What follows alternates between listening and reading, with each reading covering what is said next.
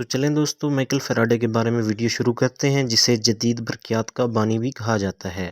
Michael Faraday London کے جنوب میں واقع ایک مقام نیوئنگٹن میں پیدا ہوا۔ وہ ایک لوہار کا بیٹا تھا۔ جب وہ 14 سال کا ہوا تو اس نے ایک جلد ساز کی شاگردی اختیار کر لی۔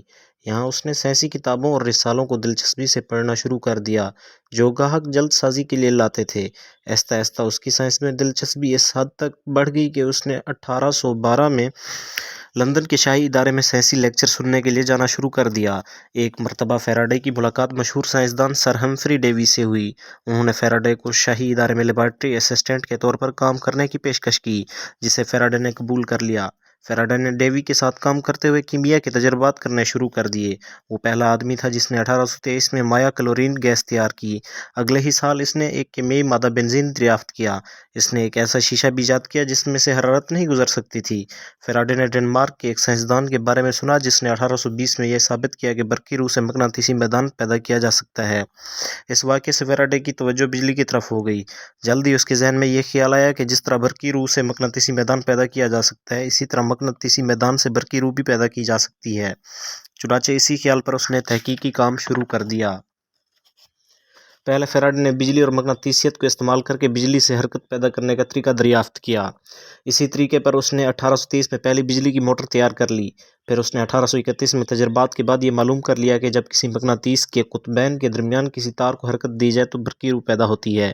فیراڈے کی ان دریافتوں نے بڑے پیمانے پر برقی روح پیدا کرنے کا راستہ کھول دیا اور بجلی گھر میں بجلی پیدا کرنے والے بڑے بڑے جنریٹروں کے لیے بنیاد فراہم کی، جو آج ہمارے گھروں اور کارخانوں کو بجلی فراہم کرتے ہیں۔ اس کے بعد فیراڈے ٹرانسفارمر بنانے میں لگ گیا۔ ٹرانسفارمر ایک ایسا آلہ ہے جو آپ کے گھر کے قریب کسی بجلی کے کھمبے پر بھی لگا ہوگا۔ یہ بجلی کے تاروں میں موجود بہت زیادہ برقی توانائی کو کم کر کے گھروں کی ضرورت کے مطابق تبدیل کر دیتا ہے۔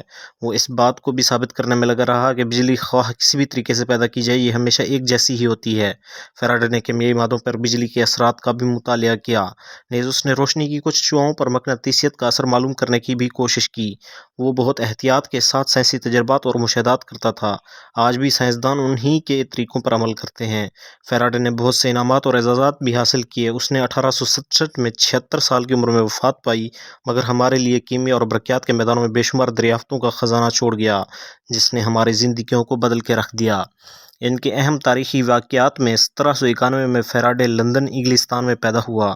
1805 میں جلد ساز کی شاگردی اختیار کی۔ 1813 میں لندن کے شاہی ادارے میں سر ہمفری ڈیوی کے اسسٹنٹ کے طور پر تقرری ہوئی۔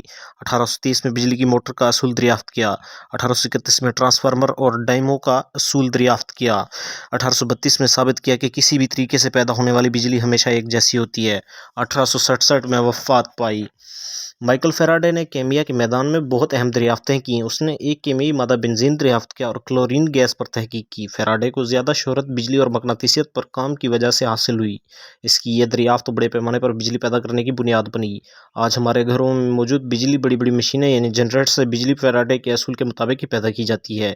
یہی بجلی ہمارے دفتروں، گھروں اور کارخانوں وغیرہ کو فراہم کی جاتی ہے۔ فیراڈے نے بجلی اور مقناطیسیت پر کام کر کے بجلی پیدا کرنے کا طریقہ دریافت کیا۔ اس نے پہلی بجلی کی موٹر بھی بنائی۔ بجلی اور مقناطیسیت پر کام کے دوران فیراڈے نے برقی روح پیدا کرنے کے لیے یہ ڈسک اور ڈائنمو اپنے تجربے میں استعمال کیا۔ اگر ویڈیو آپ کو اچھی لگی ہو تو دوستو لائک اور شیئر ضرور کر دیجیے گا۔ سبسکرائب کا بٹن پریس کر دیجیے گا۔ شکریہ، اللہ حافظ۔